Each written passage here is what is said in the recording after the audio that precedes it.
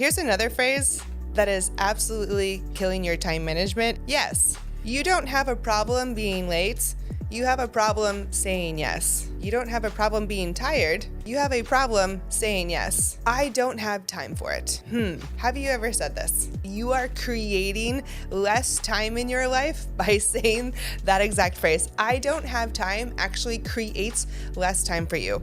Why? Your words are magic spells. You are creating your outcomes with your words. I don't have time. What about, I'm gonna be late? Stop saying these things.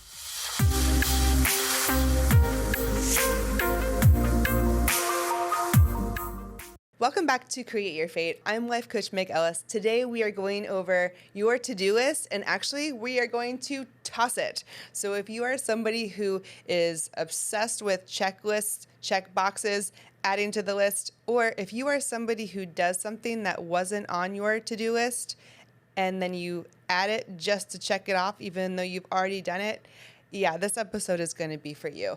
Scrap your to-do list. Honestly, I don't think I've ever met one person whose list just gets shorter and shorter and shorter, and they check it off every single day and feel good about it, right? Let's start to think about why we make these checklists. Yes, it's nice to keep organized, and we can use that as an organization tool, but making these checklists just to feel good about yourself, just to obsess over them, just to see how much you are doing, that's not going to work long term. You're going to get burned out. So Enneagram 3s, I am particularly talking to you in this episode about burnout. And Enneagram 1s, I am talking to you. It's okay if you do not check all the boxes. Whew, now that we can take a big deep breath, let me tell you my own personal story. Because one of the biggest hacks in this whole thing of time management, quote unquote, right? And doing all the things, right? We've been talking about doing the most is really, I want to give you the hack of doing less and getting a better result, right? Because it's not about that incessant action. It's actually about doing less. I want to do less and attract more. And by doing less, that means I can actually be more. And that is when you can actually attract, law of attraction here, attract things that you actually desire and actually want. I used to be somebody who just did the most, do all the things. I thought by doing more, that somehow made me more successful, made me more worthy. There's a million different reasons. I think I want to say 32 before I ever took a sick day from work. Because I thought, oh no, I should always be doing more. I should always be doing more. I think that's glorified and over-glorified for sure, is just doing the most. I equate doing more with being better. And I'm going to tell you, this is where you do less. We never start with actions on this podcast. We always start with your words and your beliefs because your words are so important. I'm going to give you this big tip that I learned. One mantra that I always say is, you get the life that you identify with. So if you want to identify as somebody who is obsessing over check boxes and a to-do list and obsessing over having to get everything done in the most perfect way, in the most perfect order, I'm letting you know that that's taking away from who you are and your essence and your actual being. So let's do less, because I used to be you. I used to identify as somebody who says, I never have any time. I don't have time for that. Oh, there's no time for that. I'm out of time. Do you say this phrase? I don't have time. Because that is you identifying with somebody who does not have time. So you are focused on what you don't have, right? So from a law of attraction standpoint, you are focused on what you don't have. I don't have time for it.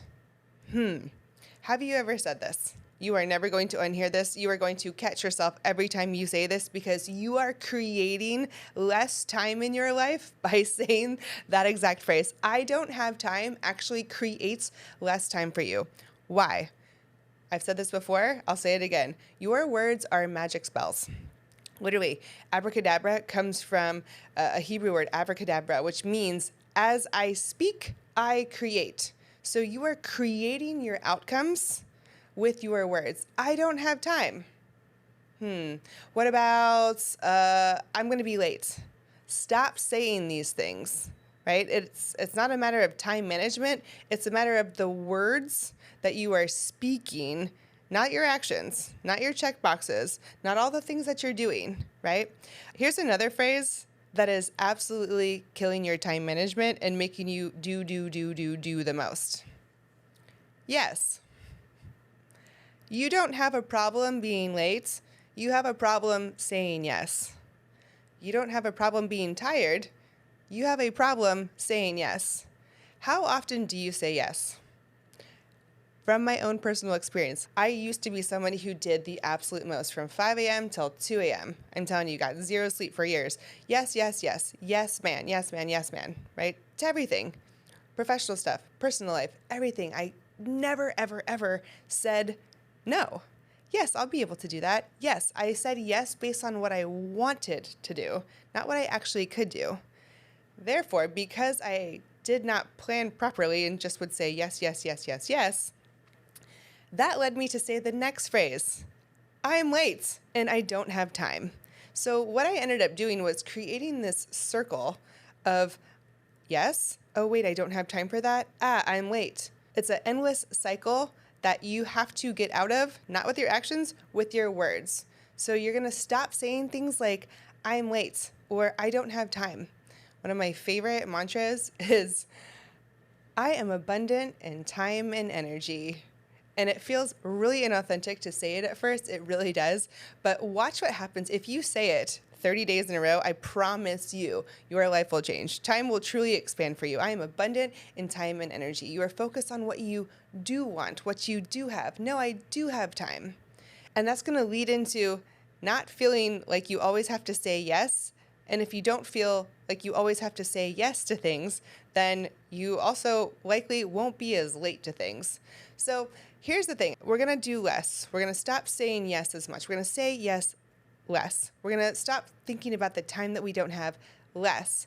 And we're also going to do less by totally scrapping your to-do list. What if I told you, and here's the number one secret.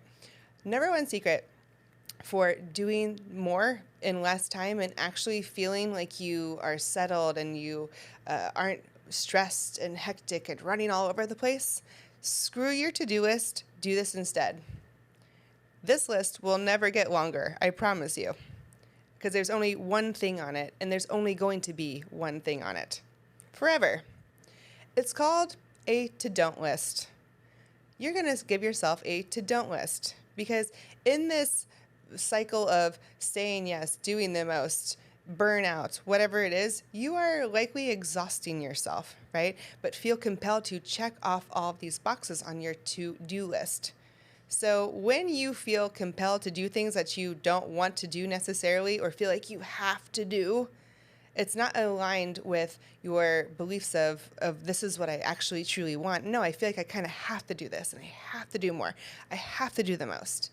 You're going to find a way to procrastinate. You will.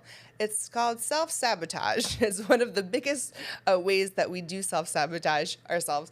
It's procrastination. So I want you to think about what you do to procrastinate. And there's probably a lot of things on there, right? You're going to choose one of them and you're going to add them on your to-don't list. And one thing I noticed about myself is I would say yes, say yes, say yes, and I had all these things to do, right? Because I wanted to help people, right? I wanted to be able to do more. I wanted to be able to expand my day by only sleeping 3 or 4 hours a night, right? I wanted all this time. But so I kept saying yes, yes, yes, and it stressed me out, stressed me out, stressed me out because I'm like, oh my gosh, I actually do not have time for this, right? In my head, I'm thinking, I don't have time. I don't have time. So what did I do is I created less time because when you focus on what you don't want, you create more of it because whatever you focus on, you create more of. So you end up with these stressed feelings of, oh my gosh, I don't have enough time. I have to do all of this now. So you're not thinking that, no, I will have time in the future to do this. Everything will work out fine. It's kind of like this nasty little cycle, and it's really hard to get out of. So when you end up stressed, you end up procrastinating. And what I would do is I would find myself, I had this terrible habit for years. I literally just broke it somewhat recently, where I would play with my split ends, right? I would get stressed, or I would be running late, and I'd play with my split ends, or I'd sit there you know, working on a project, like, why did I sign up for this project? I have no idea what I'm doing. Why did I say yes? I'm getting mad at myself for saying yes. And you don't like to sit in those feelings, so you end up doing something to distract yourself to feel better about it.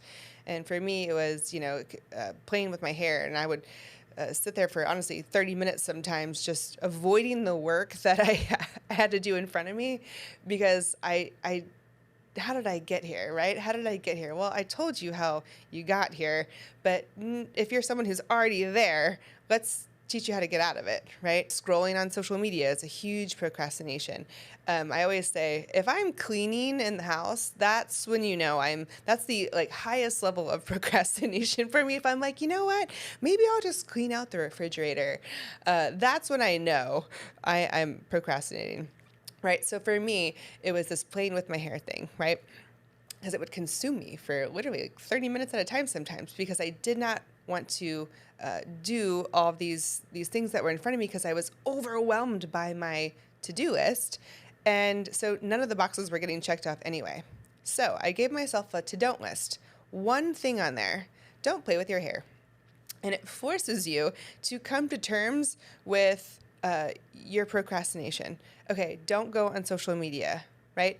Don't do anything that's going to distract you. Whatever your number one distractor is, don't do that. And so you can actually look at your to-do list. If you're still obsessed with that to-do list, you can actually start working on things and not get overwhelmed with them. Okay? So to-don't list. I guarantee you that alone will find you time. All this extra time that you don't think you have, I guarantee you will automatically find all this time to do all of these things on your to-do list, right? And you're going to just start to wonder, right, about that procrastination, because, again, it's not about the action of actually procrastinating. It's the belief that's going into the action, right? So we've talked about our words. We know what phrases not to say. I'm not going to run around saying I don't have time, or I'm late, or yes to everything. I'm not going to add more to my to-do list to overwhelm me. I'm going to create more time. You actually create more time when you have one thing on a to-don't list. But I want you to actually back it up from your actions and your words to your beliefs. Why are you procrastinating? A lot of people, this is probably the number one thing that I hear is, I can't start yet because it's not perfect and I might make a mistake. And if that is your belief fuels everything from there, right? It fuels your potential. It fuels your actions. It fuels your result. It fuels the words that you say. Oh, it's not good enough yet. I'm not good enough yet. And so you have to start with the belief. Oh, I'm doing this because I'm a little nervous that, you know what, I'm confused and I don't have enough information yet. That's why I'm not starting. Okay, well, if I identify the belief, that's a completely different ballgame than if I were to go straight for the action of actually doing the task. I'm not doing the task because I don't think I'm smart enough to do it right. Okay. Now, when I properly identified the belief that is fueling my procrastination, then I can truly start there and know where to begin that personal development and addressing that and saying, no, I'm going to overcome this. I'm not going to, maybe my thing on my to-don't list is I'm not going to think that I'm not competent enough, or I'm not going to wait until it's perfect, right? And you start to see how things start to align. If you are a yes person, right, and your to-do list just keeps getting longer, but the things on your list are mostly for other people, a lot of times people procrastinate because I'm, quote unquote, too busy helping others. And so I'm putting off what I have to do for myself because I don't want to do it, or maybe I like helping people, and if I'm helping myself, that means I'm not helping others, and I get a lot of joy out of helping others. So let me put everybody before me. And I'm just going to tell you, just start adding yourself into that list. But until you identify these reasons of why you are procrastinating, why you're adding all these things onto your actions, do, ending up at burnout, you're not going to be able to do less, right? And when you are in that state of doing less, things get, again, really clear because you are being. If you are doing, you can't be and do at the same time. So spend more time just being. I do less and attract more because I have aligned my beliefs. I know myself. I know I'm putting this off because I'm afraid that it's going to be perfect. I know that, and I'm going to choose to, my to-don't list, not wait until it's perfect to start, right? And then I'm just going to give myself that forward momentum, and that's what leads into actions. So that's where we're going to start. Make sure your actions, your words, and most importantly, your beliefs are all in alignment, and I promise you, you will find more time. I hope this was helpful for you. Subscribe. I give advice like this all the time on this channel. Send this to somebody who is a yes person or has an endless to-do list, and just help them out too. So that would help my show grow so much, and I would appreciate that so very much. That's all I got for you today. But if I could leave you with one thing, it would be this: expect good things always, and they will happen.